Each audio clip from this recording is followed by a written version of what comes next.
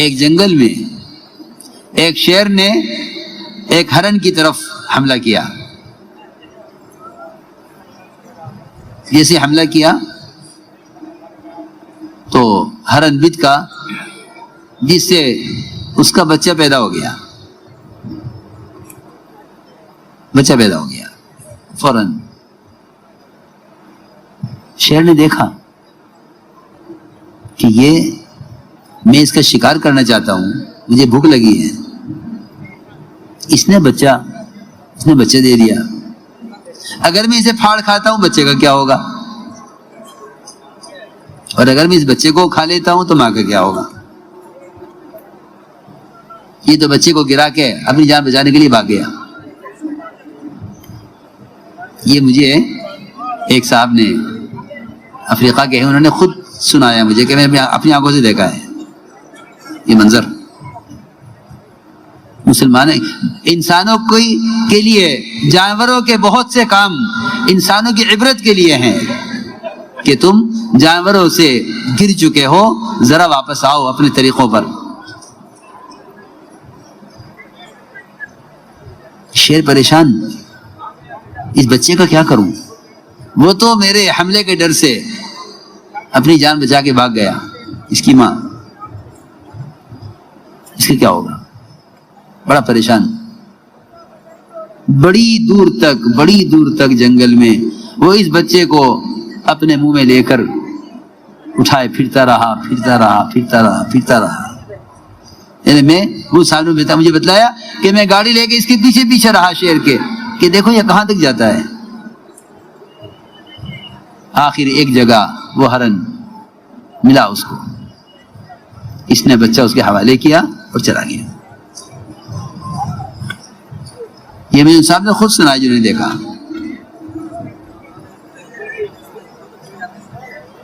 بات یہ ہے، اس لیے میں نے عرض کیا کہ یہ انتہائی بد اخلاقی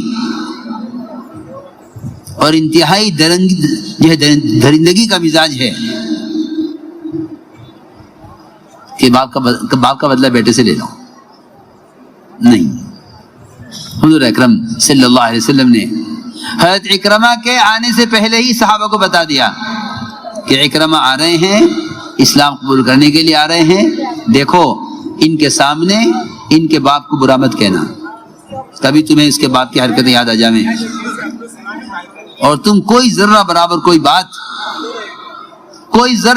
کوئی بات ابو جہل کی ستانے کی اس کے بیٹے کے سامنے مت کرنا.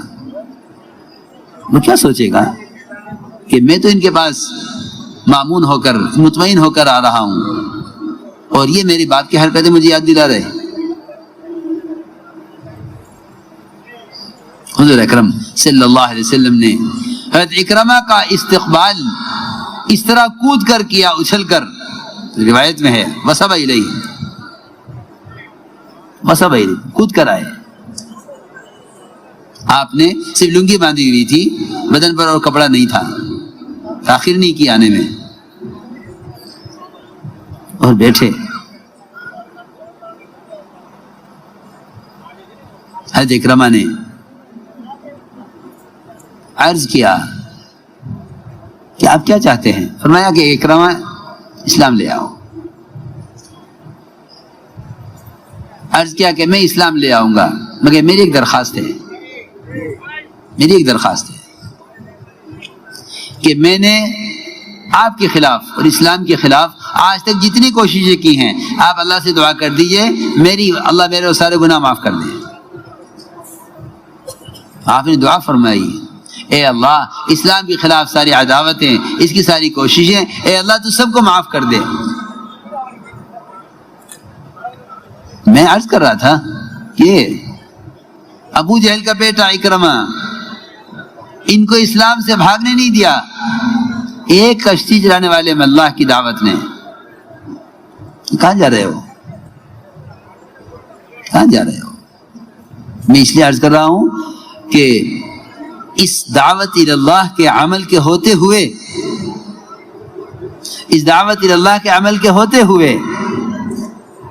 کسی علاقے سے مسلمانوں کے ارتداد کی خبر کا سننا کسی فرد یا کسی جماعت کے، یہ انتہائی حیرت اور تعجب کی بات ہے کہ جب اتنا بڑا مجموعہ ایک دعوت کی نسبت پر جمع ہو گیا ہے، تو پھر ممکن نہیں ہے کہ کوئی خدا نہ کرے اسلام سے پھسل جائے، ممکن نہیں ہے۔ ہاں یہ جب ہو سکتا ہے جب کام کرنے والی کام سے بیٹھ جائیں۔ اس لیے حضور اکرم صلی اللہ علیہ وسلم نے ہر فرد کو داعی بنایا۔ جو اسلام میں داخل ہوتا تھا اس پر سب سے پہلا تقاضا اپنی قوم کو دعوت دینے کا ہوتا تھا۔ جو اسلام میں داخل ہوتا تھا اس پر پہلا تقاضا اپنی قوم کو جا کر دعوت دینے کا ہوتا تھا۔ میں عرض کر رہا تھا کہ ایک ایسا ماحول بنا ہوا تھا کہ اگر اس ماحول میں کوئی برے ارادے سے بھی آتا تو آپ صلی اللہ علیہ وسلم کے یہاں کا اخلاق، آپ کے یہاں کا اکرام، آپ کے یہاں کی وسعت قلبی، وہ اس کو بتلا دیجیے کہ اسلام کیا ہے، وہ بتلا دیجیے کہ اسلام کیا ہے۔ حضرت طفیل بن عمرو الدوسی رضی اللہ تعالی عنہ آئے مکہ مکرمہ۔ مکے والوں نے کہا طفیل ان کی بات مت سننا، ان سے بات مت کرنا، جو ان کی بات سنتا ہے ان کا ہو جاتا ہے، نہ ان سے بات کرنا ہے نہ ان کی بات سننا ہے۔ تو طفیل فرماتے ہیں مجھے اتنا ڈرایا مکے والوں نے کہ میں نے اپنے کانوں میں روئی ٹھوس لی کہ میں ان کی کوئی بات سنوں گا نہیں۔ فرماتے ہیں کان بند کر کے میں مسجد میں داخل ہوا۔ مسجد سے باہر یہ کیفیت ہے کوئی بات سننا نہیں چاہتے، مسجد میں آ کر یہ کیفیت ہے کہ دل اندر سے تقاضا کر رہا ان کی بات سننی چاہیے۔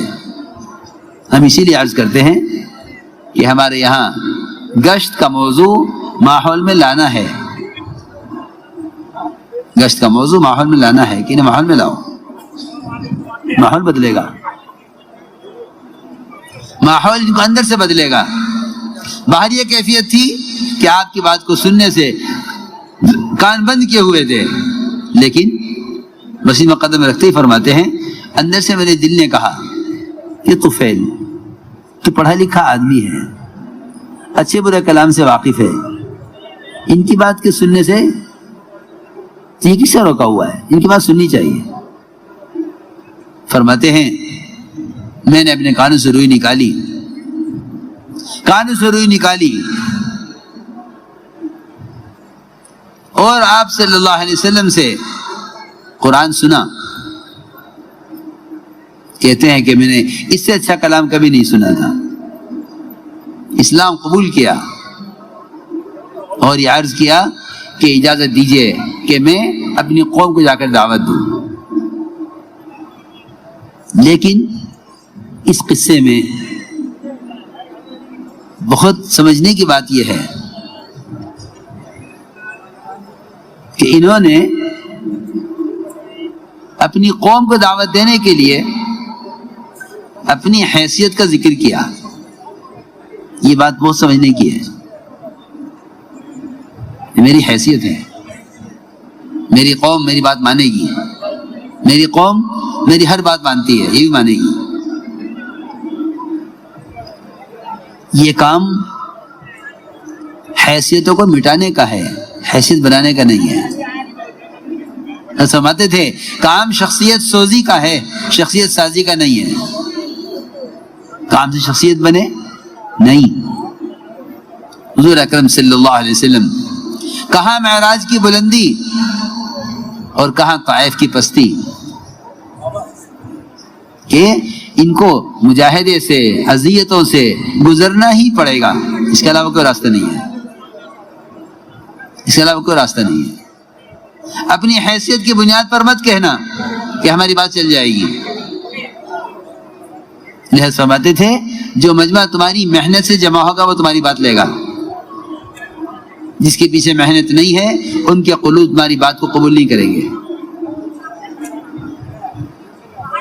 تو یہ کبھی خیال نہ کیا جائے کہ حیثیت سے کام ہو جائے گا. ناکام حیثیت سے ہوگا. یہ ذہن میں رکھنا یہ بات. یہ کام حیثیت سے بھی نہیں ہوگا اور کرامتوں سے بھی نہیں ہوگا. کرامت اولیاء حق ہیں، اس میں کوئی شک نہیں، لیکن اللہ تعالیٰ کو اس راستے کا مجاہدہ پسند ہے. ورنہ انبیاء علیہ السلام کے پاس تو کرامات سے اونچی چیز معجزات ہیں. کرامات سے اونچی چیز معجزات ہیں. پھر بھی فرما رہے ہیں آپ صلی اللہ علیہ وسلم اوذیت فی اللہ ما لم یوزع احد، کہ جو اذیتیں مجھے دی گئی ہیں دعوت اللہ میں وہ کسی اور کو نہیں دی گئی ہیں. اس لیے اپنی حیثیت سے نیچے اتر کر دعوت دی جاتی ہے. حیثیت سے نیچے اتر کر اپنی حیثیت کو قربان کیا جاتا ہے کام کے لیے. یہی ہوا کہ حضرت طفیل رضی اللہ تعالیٰ عنہ یہ کہہ کر گئے کہ میری قوم میں چلتی ہے، میں حیثیت سے دعوت اپنی حیثیت سے ان کو اسلام میں داخل کر لوں گا. چلتے چلتے کہنے لگے کہ مجھے کوئی ایسی کرامت اور مجھے کوئی ایسی نشانی مل جائے کہ جس سے ان کو دعوت دینے میں مجھے میری مدد ہو. چنانچہ روایت میں ہے کہ ان کی دونوں آنکھوں کے درمیان تیز روشنی ظاہر ہو گئی. یہ مطمئن ہو گئے کہ میری قوم دیکھے گی ان کے چہرے پر نور ہے، اور میری قوم دیکھے گی کہ میری حیثیت ہے تو سب اسلام میں آ جائیں گے. اللہ کی شان. جب قوم کے قریب پہنچے تو سوچا کہ قوم یہ کہے گی ان کا چہرہ بدل گیا ہے، دین بدلنے کی وجہ سے، تو دعا کی اے اللہ اس کو ہٹا دے میرے چہرے سے، اس کو ہٹا دے، مجھے نہیں چاہیے، ہٹا دے اس کو. سوچنے کی بات. جو کرامت آپ سے دعا کرا کے لی ہے اس کرامت کو ہٹا رہے ہیں چہرے سے. آگے حیثیت. جا کر حکم دیا قوم کو اسلام لے آؤ. قوم نے اسلام لانے سے انکار کر دیا، ہم اسلام نہیں لائیں گے. یہ واپس آئے، فوراً واپس آ گئے. آ کے عرض کیا کہ میری قوم اسلام لانے سے انکار کر رہی ہے، آپ ان کے لیے بد دعا کر دیجئے. یہ بہت سمجھنے کی بات ہے. حضور اکرم صلی اللہ علیہ وسلم نے خود اپنی ذات سے بھی اور اپنی امت کو بھی نہ ماننے والوں کے لیے بد دعا کرنے کی اجازت نہیں دی ہے. نہ ماننے والوں کے لیے بد دعا نہیں. سنو بہت توجہ سے بات. نہ ماننے والوں کے لیے بد دعا نہیں، بلکہ فرمایا طفیل تمہاری قوم میں تمہارے جیسے ہیرے اور بھی ہیں. میرے دوستو عزیزوں، بڑی بڑی صلاحیتوں کے لوگ موجود ہیں، لیکن ہماری تنگ نظری، تنگ دلی ساتھیوں کی صلاحیتوں کو ضائع کراتی ہے. وہاں جذبہ یہ ہے کہ غیروں کی صلاحیتوں سے فائدہ اٹھانا چاہتے ہیں، یہاں مزاج یہ ہے کہ اپنوں کی صلاحیتوں کو ضائع کرا دیتے ہیں. میری بات بہت توجہ چاہے گی. وہاں جذبہ یہ ہے. عمر رضی اللہ تعالی عنہ ایک یہودی کے اسلام لانے کی تمنا کرتے تھے، کیونکہ وہ یہودی حساب کا ماہر تھا، حساب میں ماہر تھا. کہتے تھے کاش یہ یہودی نہ ہوتا، مسلمان ہوتا تو میں اس کو بیت المال کا محاسب، اپنے بیت المال کا سی اے بنا لیتا. سی اے. جی ہاں، یہودی ہے مگر کاش مسلمان ہو جاوے تو میں اس سے کام لوں. ہاں یہ نہیں کہ نہیں مانتے تو ہلاک ہو جاؤ، نہیں، یہ نہیں. اس دعوت کا یہ تقاضا ہے اور یہ مزاج بنایا گیا ہے کہ کوئی کب تک نہ مانے کہ تم منواتے رہو، اس سے منواتے رہو، اللہ سے منواتے رہو. آپ نے فرمایا اے طفیل تمہارے جیسے ہیرے اور بھی ہیں تمہاری قوم میں، جاؤ محنت کرو. اللہ کی شان، جس قوم کے لیے نہ ماننے پر بد دعا کرانے کے لیے آئے تھے، اسی قوم پر محنت کر کے ابو ہریرہ جیسے محدث آئے جنہوں نے سب سے بڑا ذخیرہ امت کو احادیث کا آپ سے نقل کر کے دیا۔ دیکھو تو صحیح، جن کے لیے کہہ کر آئے بد دعا کر دیجئے۔ اس لیے اس امت کے نبی کو بھی یہ کہا گیا ہے لیس لک من الامر شیء او یتوب علیہم او یعذبہم فانہم ظالمون، کہ آپ بد دعا نہ کیجئے، آپ بد دعا نہ کیجئے، آپ بد دعا نہ کیجئے، اس لیے کہ آپ نہیں جانتے کہ جن کے لیے آپ بد دعا کر رہے ہیں کل وہ اسلام میں داخل ہو کر آپ کے مددگار بننے والے ہیں۔ چنانچہ یہی ہوا، بعض وہ لوگ جن کے لیے حضور اکرم صلی اللہ علیہ وسلم نے بد دعا کا ارادہ کیا، اللہ نے روک دیا، پھر وہ کفر سے اسلام میں داخل ہوئے اور وہ آپ کے جانثار بنے۔ یہ بھی روایتیں ملتا ہے۔ ہاں، میں بزرگ عرض کر رہا ہوں، کام کرنے والوں میں غصہ، جھنجھلاہٹ جب پیدا ہوتی ہے، جب وہ محض دوسروں کی اصلاح کے ارادہ کر لیتے ہیں۔ میں تم سے بہت کام کی بات عرض کروں، اللہ تعالی کی طرف سے باطل کی ہدایت کا یا باطل کے راستے سے ہٹنے کا فیصلہ اس وقت ہوتا ہے جب داعی کی قربانی مطلوبہ سطح تک پہنچ جاتی ہے، جب داعی کی قربانی مطلوبہ سطح تک پہنچ جاتی ہے۔